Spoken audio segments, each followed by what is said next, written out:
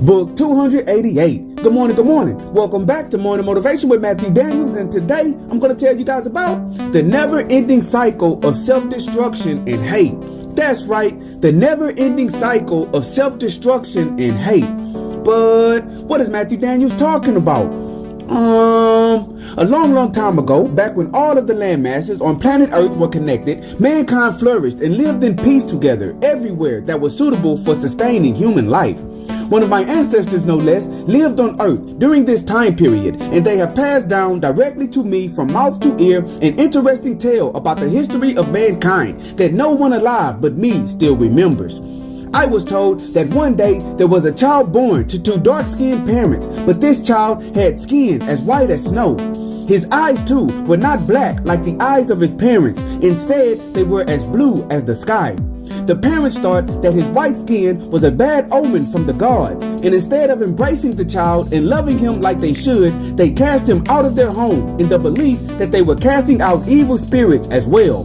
The high priest of this village said that they should also cast him out of the village, and he said they should send him to go and live amongst the people with white skin. So they did, and the child grew up in exile with the people with white skin. When he became a man, he resented his parents and his people for exiling him at birth, and he said that all dark-skinned people were wicked and cruel and should be exiled from the planet Earth and exiled from the land of the living. Over time, he convinced others that people with dark skin were evil, and the white-skinned people waged war on them in an effort to kill them all. The people on the earth with neither white skin nor dark skin, but variations of the colors between those two extremes, saw this great war and thought that people with white skin and dark skin were all evil. So, the leaders of these other groups of people decided that in order for them to survive, they needed to rid the planet Earth of all dark-skinned and white-skinned people. Eventually, the entire planet was at war, and the only cause of this war was the difference in the skin color of men.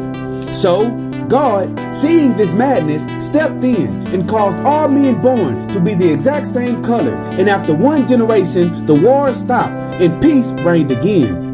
This peace was short-lived, however, because soon a new war began between the tall and the short, and chaos once again took over the earth. Again, God was forced to intervene, and he made all men born grow to the exact same height, and in a generation, peace was back on the earth.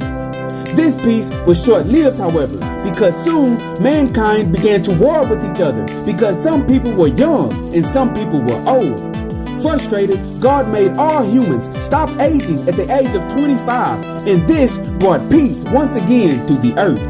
This peace, however, was short-lived as well, and mankind then began to war with each other because some people were men and some people were women.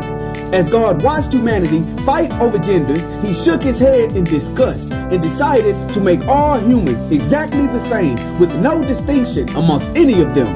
This brought peace upon the earth for a while, but soon humanity cried out to God because there was no more flavor and spice to life, and they complained that existence was dull.